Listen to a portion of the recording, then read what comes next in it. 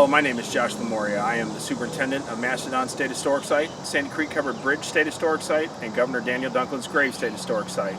Today I'm at the Limestone Hill Trailhead near the Mastodon State Historic Site Museum parking lot in Imperial, Missouri.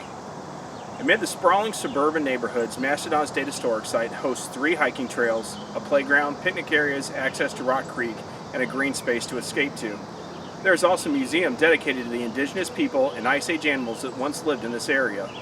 This is one of the first places in the world that produced evidence supporting the idea that humans and Ice Age animals lived together and interacted. A Clovis point was found in association with a mastodon bone in 1979. Sandy Creek Covered Bridge is a tranquil picnic and sightseeing spot located just outside of Hillsboro, Missouri. Built in 1872 to allow passage from the Jefferson County seat of Hillsboro to the city of St. Louis, it is one of only 4 remaining covered bridges in Missouri. Governor Daniel Dunklin's Grave State Historic Site is a small gravesite overlooking the Mississippi River. Missouri's 5th governor is laid to rest here. Governor Daniel Dunklin is considered the father of Missouri public schools. Flash flooding in May and July have greatly affected operations at all 3 parks. Flash flooding at Sandy Creek Covered Bridge in May wiped out gravel on the trails. We brought in 30 tons of screenings and 10 tons of pea gravel. At Governor Daniel Dunklin's grave, we continue to repair the trail that gets washed out with heavy rains. We have placed 18 tons of screening so far this year. At Mastodon State Historic Site, we have been hit hard. The Spring Branch Trail has been scoured by 5 flash flooding events. This did cause the area to be closed a few days as it was repaired. The playground was also damaged twice, and we brought in 30 cubic yards of ground mulch to repair the lack of fall material. This was especially disappointing after we completely overhauled the playground in May. Damage was also recorded in the special use area. The parking lot was washed out, and the bridge handrail was damaged by debris. We are very fortunate to have had such an awesome team to address the issues as quick as possible. We also received assistance from other parks. At both Sandy Creek and Mastodon, we're working hard to tackle the ongoing threat of invasive plants. Our number 1 priority is minimizing the impact that honeysuckle has on our sites. This year, our tenacious volunteers and team members have been working hard to remove honeysuckle along the Wildflower and Limestone Hill trails here at Mastodon. In addition to removing the invasive plants, we're also mapping their spread throughout our parks. And we're monitoring the macroinvertebrate species that live in our creeks. In total, we've spent over 100 hours this year on natural resources stewardship.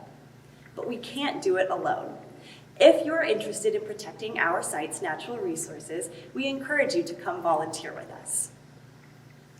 We've also been working hard to bring our site's stories to the public. We're focusing on bringing you accessible, educational, and fun interpretive programming. So far in 2024, we've offered 125 on-site programs, which includes field trips, guided hikes, and public classes and events. Through these programs, we were able to interact with over 3,800 guests across all sites. And with tons of additional programming scheduled for this fall, we're sure this number will continue to grow. Accessibility is a priority for all of our programming. We recently held our first Deaf and Hard of Hearing Family Days program here at Mastodon, at which we had an American Sign Language interpreter present. We've also hosted 2 Seniors to Parks programs, which provide special opportunities for seniors to enjoy our site. Additionally, we've made it a priority to do outreach in our community. We believe it's important to bring our site stories to those who may not be able to physically visit. We've traveled to several schools, libraries, and community events. Through the 23 outreach programs we've done this year, we've been able to reach 1,145 people who may not have otherwise had the chance to connect with our site. We have many exciting things planned over the next year.